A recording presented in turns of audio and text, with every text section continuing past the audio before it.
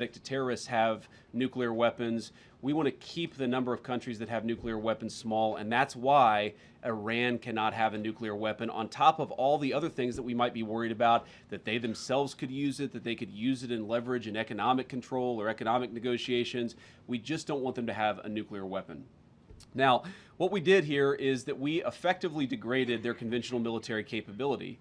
That has been done. That has been successfully done. You could always do a little bit more, but where we are now is the president has asked us, has told us to aggressively negotiate with the Iranians. Why did I go to Islamabad, Pakistan? Why did I spend, I think, probably 22 hours on a plane going there, 24 hours coming back, and then 21 hours on the ground negotiating with the Iranians? Is because we wanted to show a sign of good faith. The Vice President of the United States is willing to cut a deal so long as the Iranians are willing to meet us, again, on that core issue of never having a nuclear weapon. We think that we've made a lot of progress. We think the Iranians want to make a deal. The President of the United States has asked us to negotiate in good faith, and that's exactly what we've done. So we're in a pretty good spot here, but there's an option B. And the option B is that we could restart the military campaign to continue to prosecute the case, to continue to try to achieve America's objectives. And we could talk a little bit about what that looks like, but that's not what the president wants, and I don't think it's what the Iranians want either. We have an opportunity here, I think, to reset the relationship that has existed between Iran and the United States for 47 years. That's what the president has asked us to do, and that's what we're going to keep on working at. But it takes two to tango. We are not going to have a deal that allows the Iranians to have a nuclear weapon. So as the president just told me, we're locked and loaded. We don't want to go down that pathway, but the president is willing and able to go down that pathway if we have to. So with that, I will say thank you all. It's cool to be here. I'm going to give a shout out, of course, to the person I am replacing today, Carolyn Levitt, who hopefully is at home enjoying some time with her beautiful kids. I told Carolyn I would stand in for her today for the White House press briefing on the condition that when Usha has our baby in July, that she would be vice president for a couple weeks. So thank you, guys. And I actually want to start first with Nick from Breitbart. Nick, it's good to see you. Good to see you, Mr. Vice President. Thank you. Today we saw the president endorse Ken Paxton over John Cornyn in the Texas Senate race. Do you think that sends a message going forward for the next cycle to senators, considering running for re-election, or any MAGA-aligned potential candidates that are considering challenging them? Well, I'd say a couple things, Nick. First of all, I think the president's very gratified by the response that he's heard from the base and from a lot of voters, I think, who are passionate about Ken Paxton.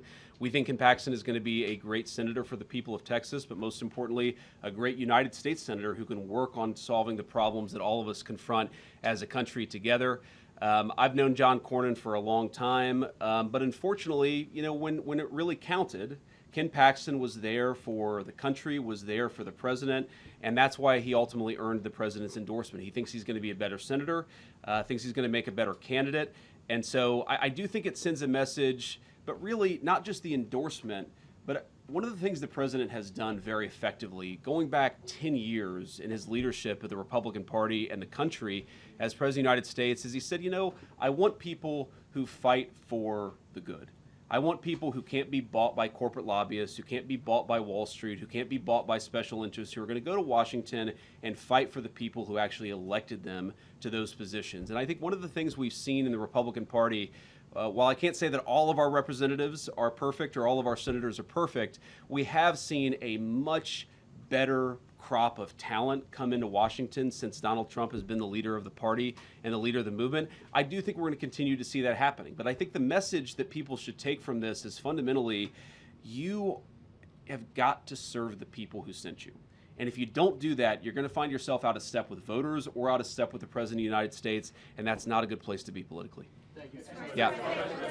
Go ahead. Thank you very much. Just following up on what you just said, you said that the White House is negotiating with Iran in good faith. I think Americans tend to believe that, but what is it about the Iranian side that you personally have seen where you believe that they are negotiating with us in good faith?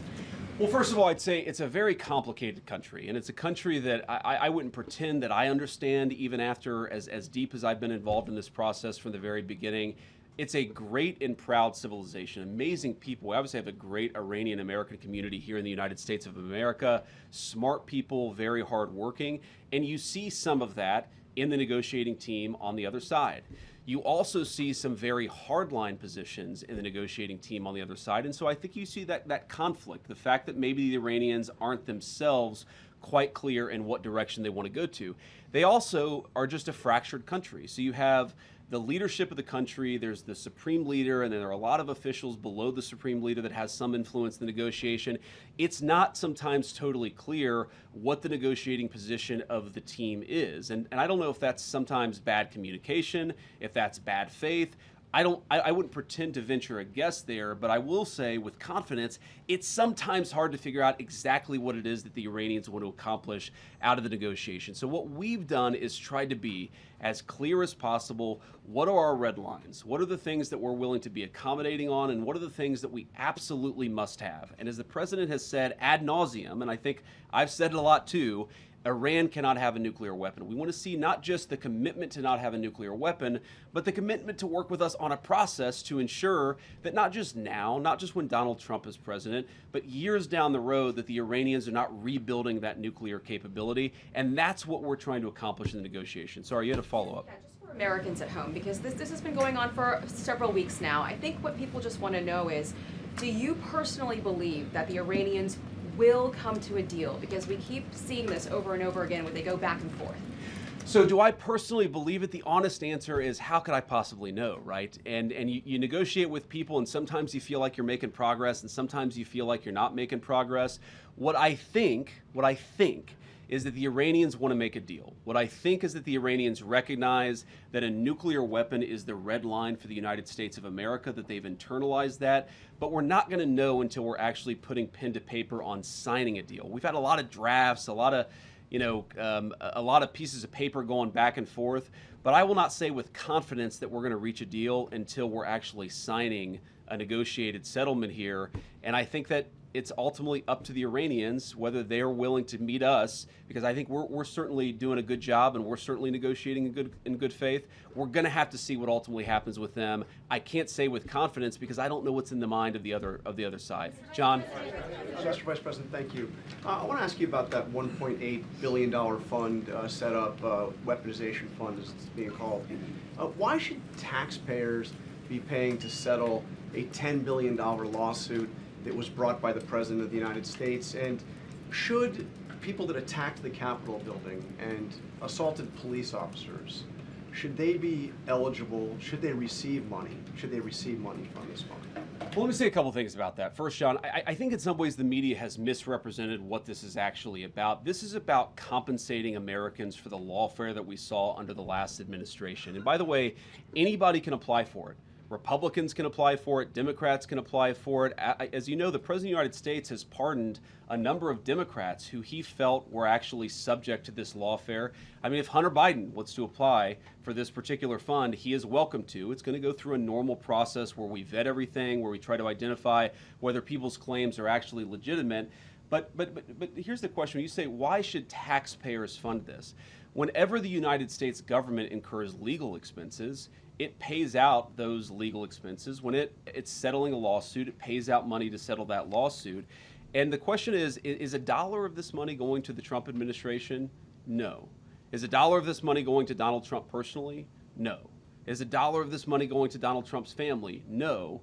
The people that would get the money are people, some of whom have been prosecuted completely disproportionate to any crime they've ever committed. Like, let's just take a couple of examples. Tina Peters is this woman who is about to get out of prison, thanks in large part to the president's good work in Colorado. This is a woman who, at worst, if you believe everything that the prosecutors said about her, committed misdemeanor trespassing, and somebody threw the book at her. This innocent grandmother was going to spend 10 years in prison, completely disproportionate to any misdemeanor trespassing that I've ever seen. Was that fair? No. Is it reasonable for her to get some compensation for the fact that she was treated unfairly? I think the answer is yes, and I think that what we're going to see, hopefully, is the entire country, led by this Department of Justice, turning the page on the lawfare. What I would like to propose, and I think the Democrats, hopefully they're willing to meet us halfway here. I won't hold my breath. But what I would propose is something very simple, that if you are willing to turn the page on Joe Biden's lawfare, why don't we prosecute people? Very simple principle. Why don't we prosecute people who violate the law? Let's not prosecute people because they said the wrong thing or because they had the wrong political candidate or because they had the wrong viewpoint. And I think part of that, part of turning the page on that, is to actually ensure the real victims of that lawfare receive some compensation. That's what this fund is going to be targeted at. And again, there's going to be a process to ensure that that money is only given to people who have actually, I hate to say earned it, but the people who actually were really mistreated by the previous administration and Department of Justice. Go ahead. I understand that everybody is eligible to apply for this fund. I mean, you're eligible, but I assume you're not going to apply and you don't think you should get money out of this fund. Of course. So isn't it just as easy to say that people that attacked police officers should not get taxpayer money from this fund? Well, look, John, we're not trying to give money to anybody who attacked a police officer. We're trying to give money, not give money, we're trying to compensate people where the book was thrown at them, they were mistreated by the legal system. Sometimes, you know, we do have, John, in this country, innocent until proven guilty. We do have people who were accused of attacking law enforcement officers. That doesn't mean that we're going to completely ignore some of the claims that they're going to make. We're going to evaluate these things on a case-by-case basis. And if we think that somebody, whatever they were accused of, if we think that somebody was unfairly prosecuted and deserves just compensation, then that's what this fund is going to exist to provide. It's just going to correct a wrong, and I think that's a good thing. And I'd encourage everybody, Democrat, Republican, Independent, let's turn the page on this thing that we did under the last administration where we tried to throw people in prison because they had the wrong politics. Let's throw people in prison who broke the law. I think this fund is a good part of getting justice for the people who were wrongly treated. Back there, yeah. Thank you, sir. So just to follow up on that quickly, does that mean that people that were violent, that were convicted, were mistreated? Are you saying that? Well, you're asking me to comment on hypotheticals and on any number of dozens of cases. Here's the thing. We're going to look at everything case by case. As you know, every single case has its own details. Every single case has, you know, there are things about it that maybe don't meet the eye. We're just going to look at every case by case. That's all I'm saying. I'm not committing to giving anybody money or committing to giving no one money. What I'm committing to is a legal process to review these claims and to make sure that people who are mistreated by their government get a little bit of compensation because of it. Go ahead. Thank you, Mr. Vice President. Yes, sir. I realize that the pointer finger is not as precise as I thought it was. The guy in, sorry, I have this cheat sheet, but the problem with being 41 years old is I'm blinder than I was a few years ago. So we'll say blue blazer, blue tie. Yeah. Okay, great. Thank you, Mr. Vice President. I'd like to ask a quick follow-up on Iran, but first I'd like to ask you about fentanyl. Fentanyl, sourced largely from China, killed about 403,000 Americans over the past 7 years, according to CDC data. That's one in every 850 Americans who died. White House Counterterrorism Director Sebastian Gorka said last week that China's exports amounted to the targeted killing of Americans and war by other means. Do you agree with that assessment, and what is the Trump administration doing to punish and deter China, especially since the Supreme Court struck down the fentanyl tariffs? So go ahead and ask the second question, because I'll try to take each question and then I'll try to answer them and then we'll go on. And if you ask two questions, I can only guarantee that I'll answer one. In fact, I'm a politician. Maybe I won't even answer the one that you asked. But I will try at least to answer one question. Okay, well, I'd love to hear the fentanyl response too, if not today, sometime. Go ahead. On Iran, is Russia taking possession of the enriched uranium in Iran a plausible end to the war? And if not, why not? So first, on the Russia taking possession of the enriched uranium, look, these things are being discussed through negotiation. That is not currently our plan. That has never been our plan. I've seen some reporting on that. I don't know where it comes from, but the president's going to continue to negotiate a deal. So that is not currently the plan of the United States government. The Iranians have not raised it. My sense is that's not something the Iranians would be particularly excited about, and I know the president isn't particularly excited about it either, but who knows? I'm not going to make pre-commitments in a negotiation on any particular topic. On the question of fentanyl, a lot of people have died from fentanyl, absolutely. A lot of it has come from mainland China. We're certainly aware of that. But here's what I'll say. First of all, we've made incredible strides under Donald Trump's leadership to cut down on fentanyl deaths. If you look at the number of people who died in 2026, it's going to be lower than the number who died in 2025, which is way lower than the number who died in 2024. This is one of the things that I think all Americans, we should be celebrating, and I'm certainly proud of the president's leadership for making this possible. We ran, if you remember, in November of 2024 on a very simple idea that a lot of fentanyl came from East Asia, it was smuggled into Central and South America, and then the cartels would bring it into our country, and a lot of our people would get poisoned and killed because of it. We said if you got control of the southern border, we would see a substantial reduction in the number of people who died from fentanyl overdoses in the United States of America, and that is exactly what's happened. Now, yes, the president has raised this with President Xi any number of times. I know it came up during the meeting that they had in China just last week, but it's come up in any number of phone calls, and our sense is that President Xi has been willing to work with us on this, and obviously we want to continue to ensure that the Chinese work with us as much as possible because we don't want our people to be poisoned. So we'll keep working on that issue with the Chinese. There's been, I think, a big amount of progress that's been made, but of course we can make a lot more progress, and we're certainly going to be committed to doing exactly that. Right. Yeah. Me? White jacket, sorry. Oh, hey, yeah, Natalie with Washington. Natalie, Post. thank you. Yeah, thank you, Mr. Vice President. Does the government need to create a new mandatory review process for new AI models, given the concerns about mythos? And secondly, in a few days, Pope Leo is going to release his encyclical on artificial intelligence. What influence, if any, do you see the Pope's guidance on AI having to broader society? Well, I mean, I think when the Pope issues an encyclical on artificial intelligence, it's going to have some influence. I, of course, don't know how much influence. I don't know exactly what it's going to say. But I think when the leader of the world's largest Christian denomination speaks on an issue like that, it's certainly going to have some influence. And I'm sure it'll contain a lot of insights, some of which I'll probably agree with, some of which I may not. But I think that it's going to be a very, very important document. And I think that, you know, one of the things I always found fascinating about Pope Leo is that he chose the name Leo the 14th, which of course is recollecting Leo the 13th. Leo the 13th was the Pope during a period of incredible industrial transformation in the entire world. Of course, that industrial transformation, according to a lot of people, led to the rise of fascism and communism in Europe. I think it was interesting that Leo the 14th chose that name to maybe apply Christian social teaching in a new era with a new technological innovation in the same way that the Industrial Revolution was the technological innovation of its time.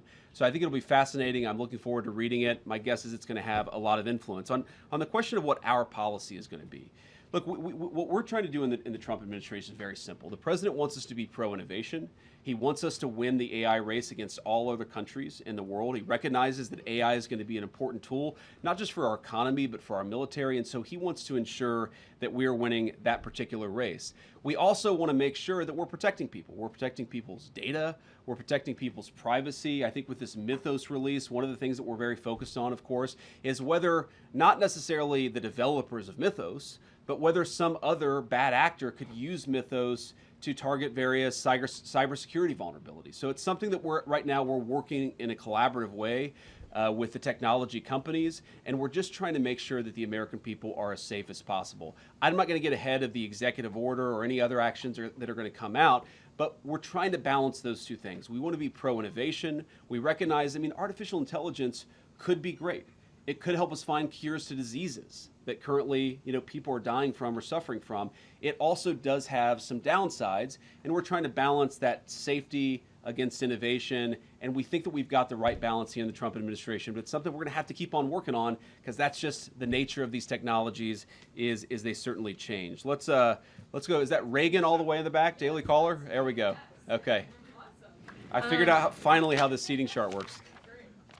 I want to ask you about the anti-fraud task force. You previously mentioned that Ilhan Omar seemed to have committed immigration fraud. Do you anticipate an indictment against her, an indictment related to that situation? Yeah, so Reagan, I don't want to prejudge an investigation. I mean, you read the things about Ilhan Omar and about, you know, who she married and whether she didn't marry this person or that person. It certainly seems like something fishy is there, but everybody's entitled to equal justice under the laws. So we're going to investigate it. We're going to take a look at it. If we think that there's a crime, we're going to prosecute that crime. And that's something the Department of Justice is looking at right now. Mr. Vice President. Yeah. Go ahead. Based on what you've seen during your work on this anti-fraud task force, do you believe anything should change about our immigration or refugee policies to stop fraud in the United States? Well, yeah. I mean, look, one thing I'd say is that the biggest immigration fraud that existed under the Biden administration, it's not just that they let a flood of people across the southern border. That was obviously a very major problem and something I'm proud of the president for stopping. But it's also that they allowed the asylum and refugee claimant process to become totally fraudulent. And so here's what would happen, right? You would take a person who, in normal cases, would just be a traditional economic immigrant. Whether you let them into the country or not, they're trying to come because they want a better job, okay? They would come into the country and say that they were fleeing persecution, and they would say that they were an asylum claimant. And then effectively what the Biden administration would do is say, okay, you're an asylee, go into the interior of the country, here's a work permit, maybe come back in 10 or 12 years for your hearing on whether you actually have a legitimate asylum claim. So what did that mean? That meant that person was just completely given amnesty and released into the interior of the country. Well, what if that person was a criminal?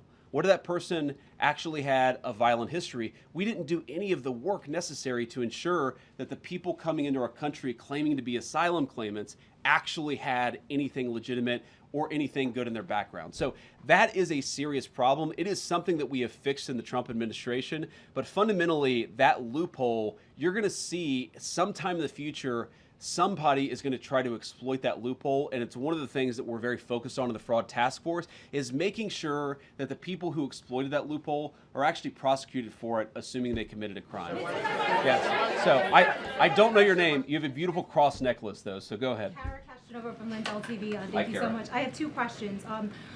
One of them is going back to the $1.8 billion fund, not to keep beating that, but sadly Democrat lawmakers are misrepresenting that fund. I agree. Yes. It's a great question. And sadly some of the mainstream media doesn't understand the magnitude of the political persecution of J6ers.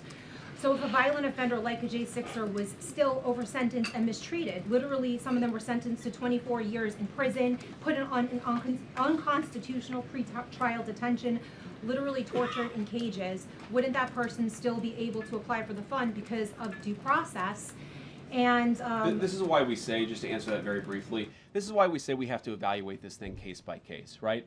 We don't in the United States say that everybody who's accused of a crime is automatically guilty in a court of public opinion. You've got to actually look at this stuff and figure out what were they accused of. Maybe they did something bad even, but what they were accused of was way worse of what they actually did. Maybe they had their entire lives ruined in a totally disproportionate way.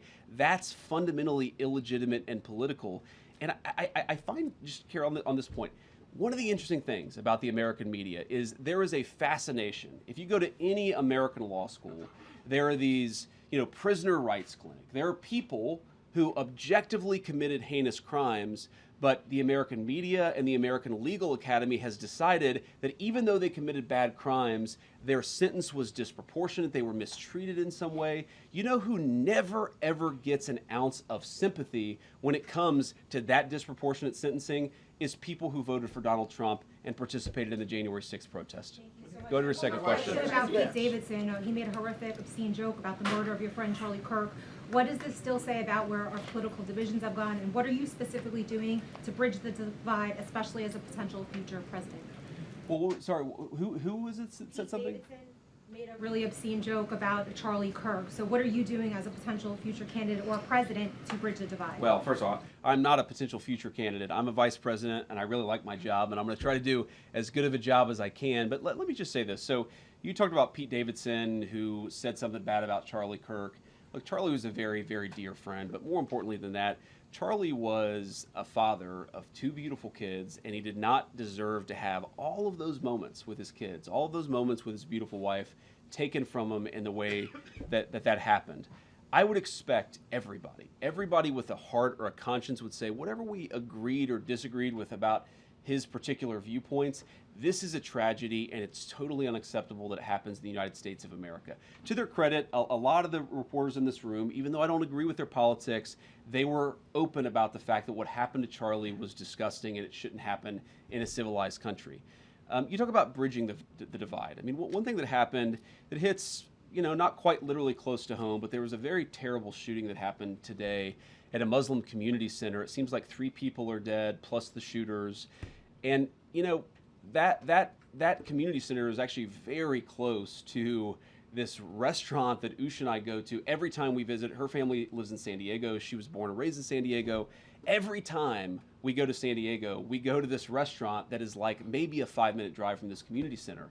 And I found out about it actually on my way to the White House this morning, and I texted her. I said, would you have known anybody who was like involved in this? And she said, absolutely, I would have known some people, or at least their parents, who might have actually used the services at this community center.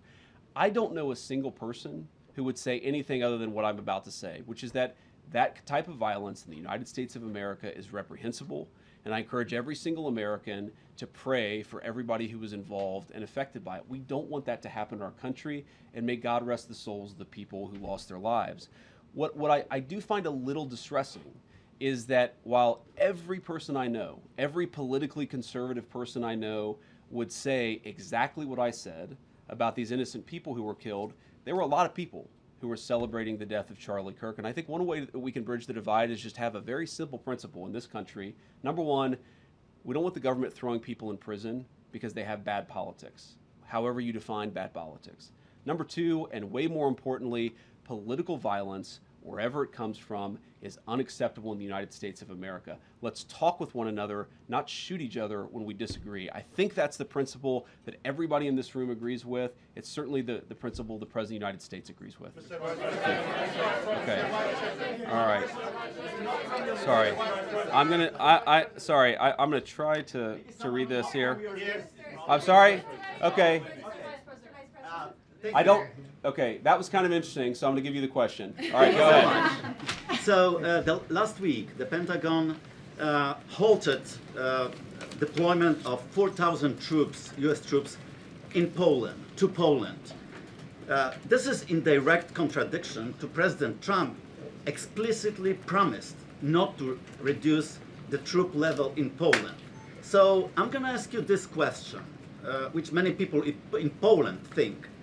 Why are you rewarding Putin and punishing your best ally in Europe? Well, first of all, I'd say there's been no president who's done more, frankly, to ensure that Ukraine survived the invasion of Russia than Donald Trump. As he famously said, Obama gave him sheets, I gave him javelins, and it was those javelins that ensured that Ukraine still has its territorial sovereignty. What he's also said is that he wants to pursue an American policy that focuses on the interests of the United States. And part of that foreign policy is not to reward Putin or not to punish a country like Poland, which we love. We love Poland. We love the Polish people. No. What we're trying to do, what our foreign policy is geared towards, is promoting European independence and sovereignty.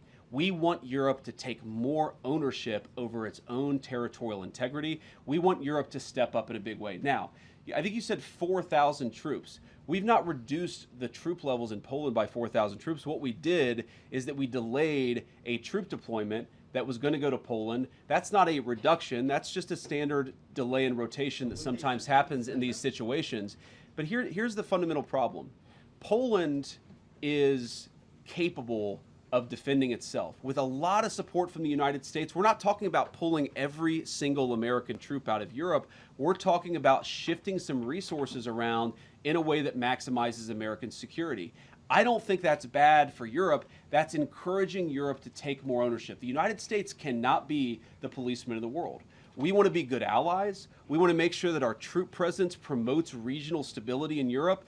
The president has not said, though he could, the president has not said that he's taken all of the troops out of Europe, but Europe has to stand on its own 2 feet. And that's something that he's been consistent of, frankly, not even since the beginning of this administration, going back to the first administration, is we have got to have more sovereignty and more of Europe standing on its own 2 feet. That will continue to be our policy in Europe. Those troops will go eventually to Poland? What I said is that is it a delay in troop rotation? Those troops could go elsewhere in Europe. We could decide to send them elsewhere. We actually haven't made the final determination about where those troops are ultimately going to go. But what I'm saying is it is not accurate to say that we are pulling a bunch of troops out. It is a very small and very minor thing. And I think, frankly, a lot of the European media, again, is overreacting to this a bit. And here's one thing I'll say about this. Look, I have, for my entire life, I'm 41 years old. For my entire life, I have heard chirping from the European media about everything that's wrong with the United States of America.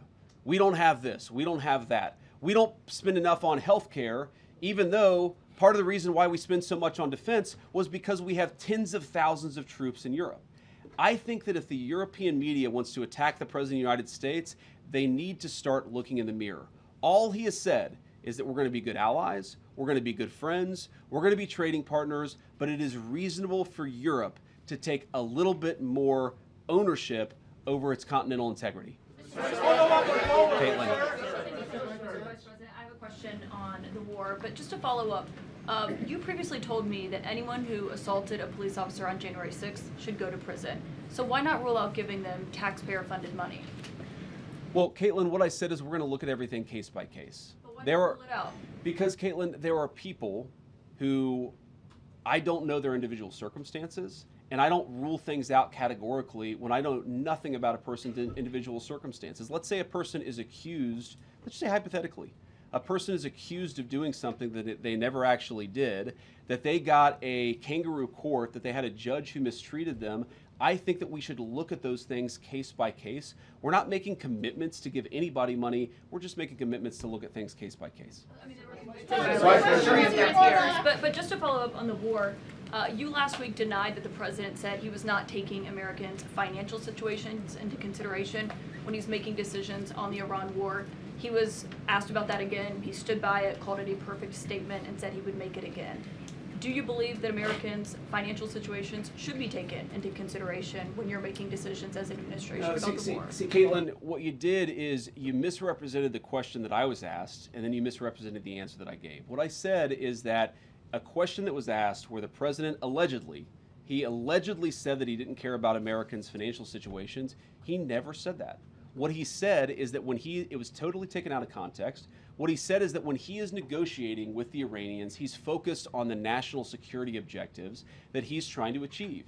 Of course, the president has a mandate to be focused on a number of things. And I guarantee you every single day, I have conversations with him about it. Every single day, he's worried about his fellow Americans. He wants them to be prosperous. He wants them to thrive. He wants them to have good jobs. That's why we've done the things and taken the steps that we've taken in order to create record job growth, in order to create record wage growth, in order to induce trillions of dollars of new investment into our country. That's because he cares about that stuff. What he also said is that when he's talking to the Iranians, he's talking to the Iranians about questions, of course, of national security, like their nuclear program. You could hold two thoughts in your head at the same time, that the president cares about financial security for Americans, but also when he's negotiating with the Iranians, he's talking about the issues that are germane to the concerns of that particular conflict. Going back to the price tag for this DOJ fund, $1.8 billion. You have people that can't afford groceries.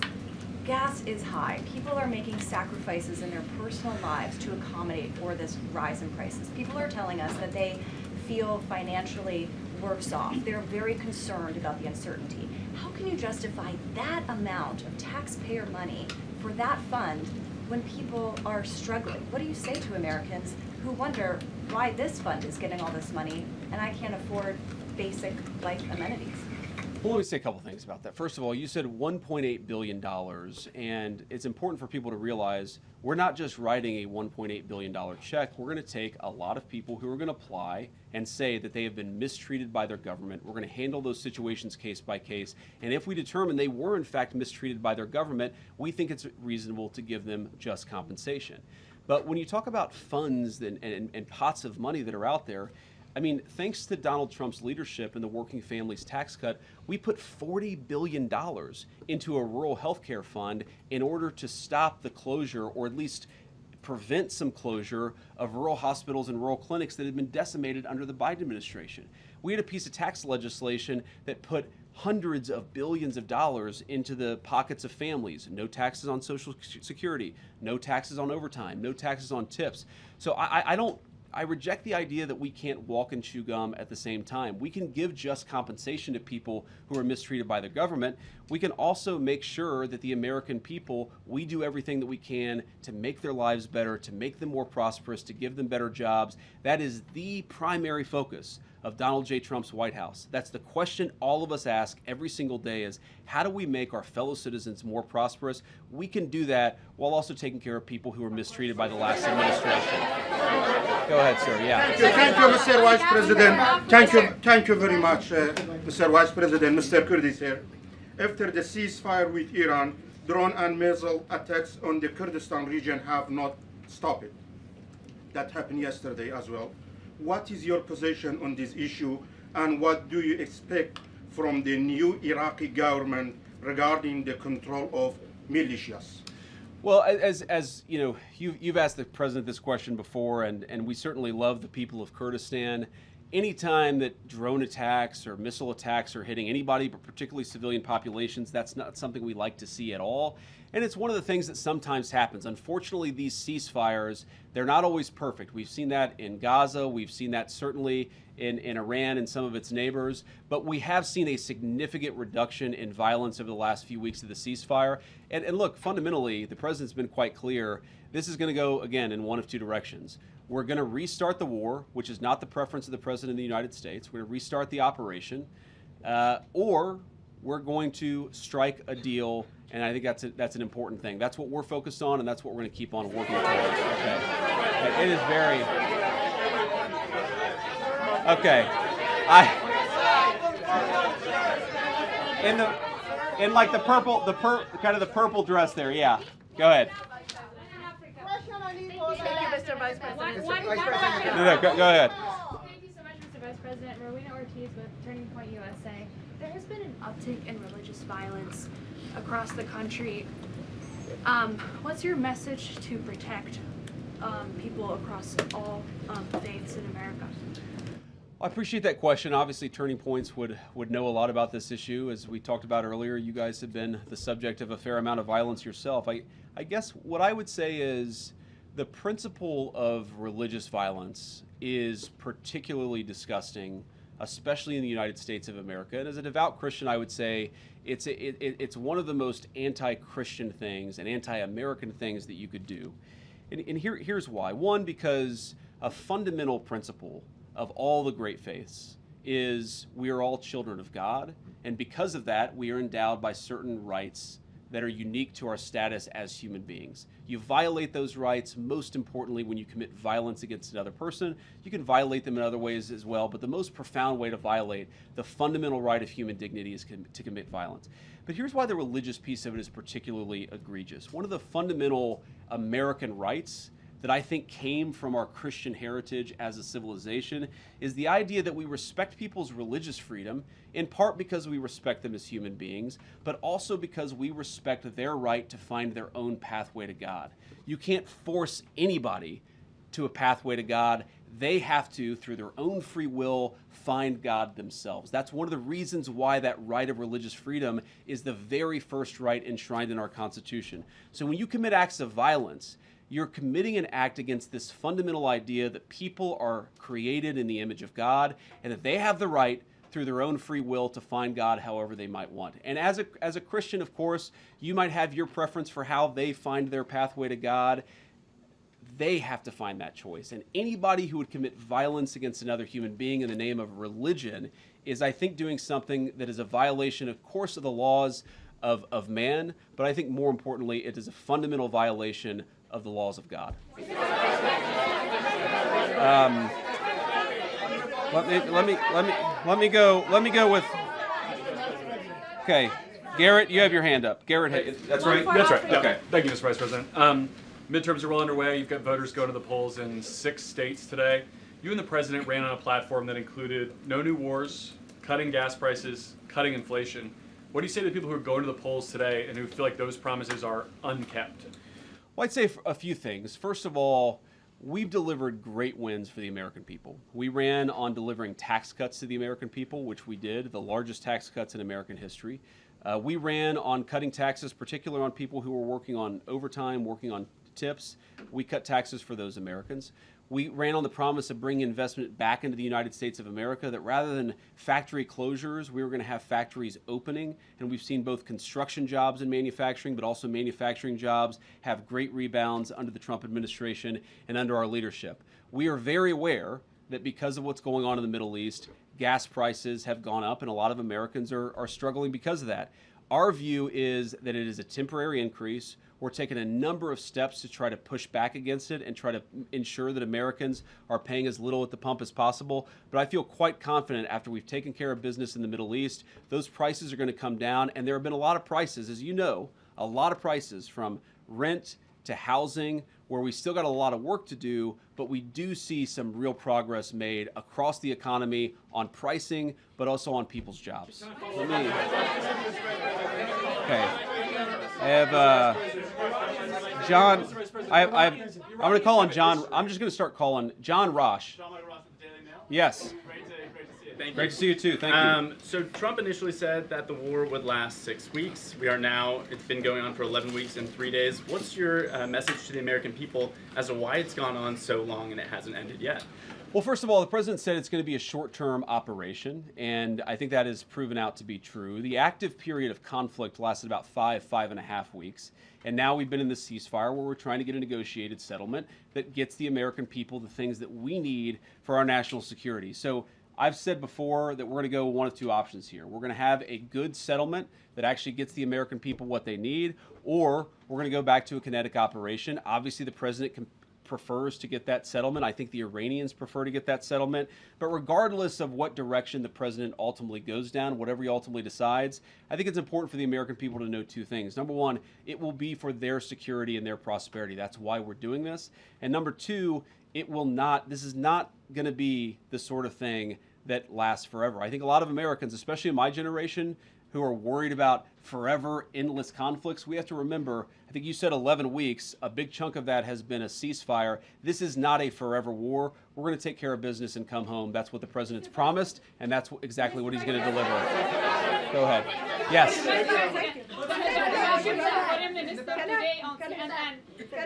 No, the orange. Yeah.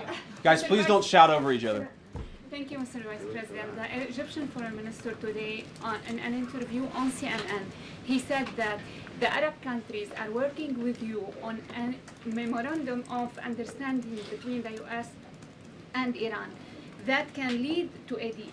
Can you confirm that? And one other question also on Iran. You've spent over than 20 hours with the Iranian negotiating. Do you believe that other countries may be able to achieve what those negotiations could not? Well, I think that the purpose of our initial negotiation was, one, to establish some relationships between two countries that hadn't talked directly in a very, very long time. And number two, just to get the pathway started to negotiation. I don't think any of us, meaning me, Jared Kushner, and Steve Witkoff, had any great confidence that we were going to be able to reach a deal. But we did think we were going to take important steps along the pathway to reaching a deal, and we did. Now, you asked what the Egyptian foreign minister said. I haven't seen those comments, so I won't comment on them myself. What I'd say is I'm not going to detail what's going on in the negotiation. There's a lot of back and forth. A lot of good progress is being made. But we're just going to keep on working at it, and eventually we'll either hit a deal or we won't, but we're going to keep on working at it. And I think it's important for us to actually privately have these conversations, because sometimes when you're doing a negotiation and you put everything out there in public, it actually complicates things more than it should. So we're going to keep these negotiations private until we've got something, of course, to tell the American people, and at that time we will. Okay. Yeah. Is that a magenta tie? It's hard to tell. He's like a purple tie there, right? Thank you, Mr. Vice President. Okay, Thank you, Mr. so Vice this President. guy insists that he has the real purple tie. So I'll give you a question too. Go ahead. Thank you, Mr. Vice President. Two questions for you, one on Iran and one on China, given the President's trip last week to Beijing. On Iran, you met on April the 11th with Iranian negotiators, including the foreign minister. Is it your sense, Mr. Vice President, that they're just stringing the U.S. along? That's the sense from lawmakers from both parties. And then on China, you come from a state that manufactures a lot of automobiles. Is it your sense that within this term that you have with the president, that China-branded vehicles will be sold right here in America? Well, I think that what the president has shown a willingness to do, unlike any president in my lifetime, is to protect the American automotive industry. We are not going to let the American automotive industry disappear. There are a lot of ways in which we've reinvested, in which we've tariffed foreign competitors to ensure that American car workers, American auto workers, and the products they develop are going to be made right here in the United States of America and also available right here in the United States of America. And I think it's important for just the American people. I want to make this point. Car manufacturing is one of those skills that when it disappears, it's hard to regain. And when you've got people who can build complex machines, and our great workers in Ohio, Michigan, and elsewhere, they do a very good job. They also, God forbid, in times of national emergency, can be called on to manufacture other complex machinery. So it's very, very important that we protect that native auto industry. The president has done more on this than anybody, but we're certainly going to keep on working at it. You asked about being strung along. Look, you never know until you know, right? What all we can do is negotiate in good faith, try to find a pathway that accomplishes the president's objectives, that accomplishes the national security interests of the American people, and gets this thing in a good place. I think somebody earlier asked this question. I am not certain, and I'm not going to be certain until we sign a deal that we have a deal, but I feel confident enough to keep on doing the work and to try to find a good deal for the American people, and that's what I'm going to do. So the guy with the real purple tie, I will give you the final question, and then I'm going to have to hit the road. Thank you, Mr. Vice President. Sorry, this guy and then the very tall guy here. We'll give him the question. Sorry, I can't get to everybody. Marco's right. This really is chaos. This is crazy. You guys got to behave yourself. Thank you, Mr. Vice President. The president's financial disclosures were released recently, and they showed a lot of stock trades in companies that he has talked up at events, official events at the White House, on his Truth Social account, sometimes even putting the stock ticker symbols in his posts and encouraging people to buy their stock.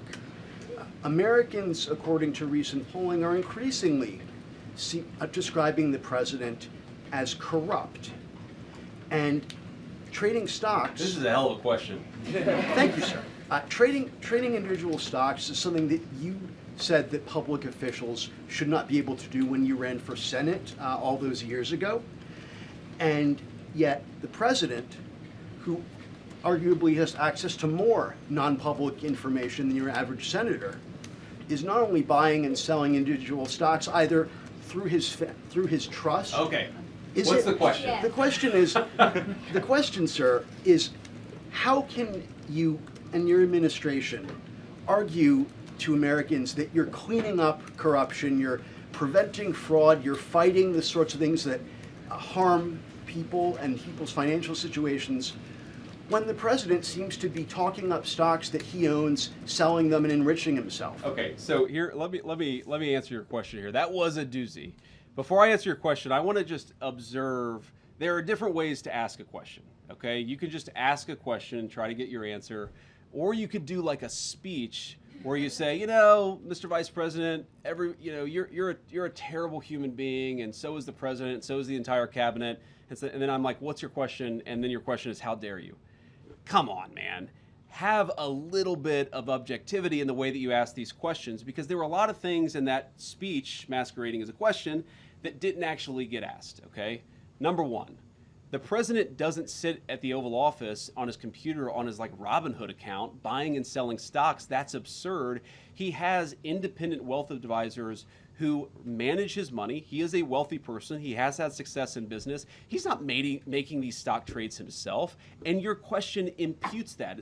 It doesn't say it exactly, but a reasonable person listening to that question would assume the president is sitting around and doing that. He's not. Second of all, you're right. I am a big fan of banning members of Congress from trading stocks. So is the President of the United States. All of us believe that nobody should be taking proprietary information gained from public service and buying and selling stocks. We want to ban that process. And I think the way to lead by example is banning that process, banning that approach, and making it illegal, which is exactly what the president has proposed doing. Okay.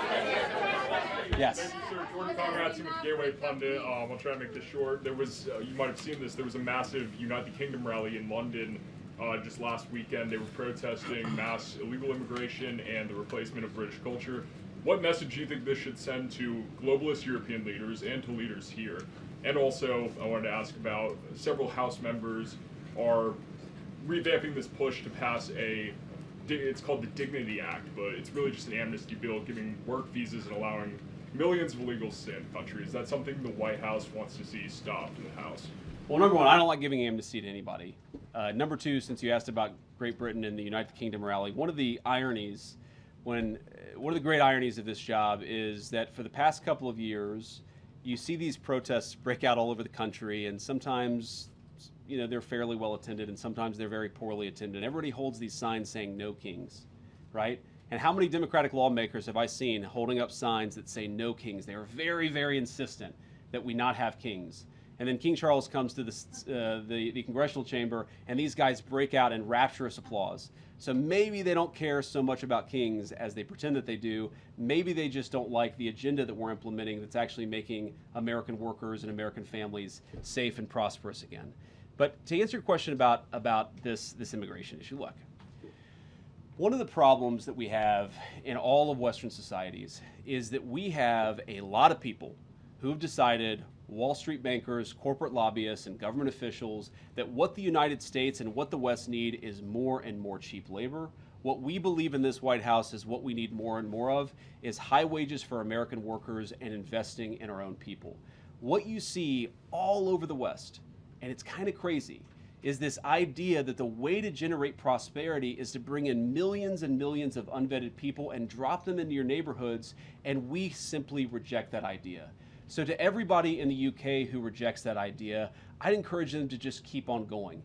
It's okay to want to defend your culture. It's okay to want to live in a safe neighborhood. It's okay to want your job to go to yourself and your neighbors and not to a stranger who you don't even know. It is reasonable for the people in Western societies to want to control who comes into their country and who doesn't. A lot of people, frankly, a lot of people in the media have tried to persuade all of those people that it's somehow racist to want to protect your borders, even though very often the very people who are most affected by low-wage immigration are lower-income Black and Hispanic Americans right here in the United States of America, and I guarantee that's true in the UK. So we believe in making America great again. You can't do that unless you protect your borders. I'd encourage our friends in the UK to follow the same path. Thank you all. Good to see you. Thank you, Mr. Vice President. Have a nice week.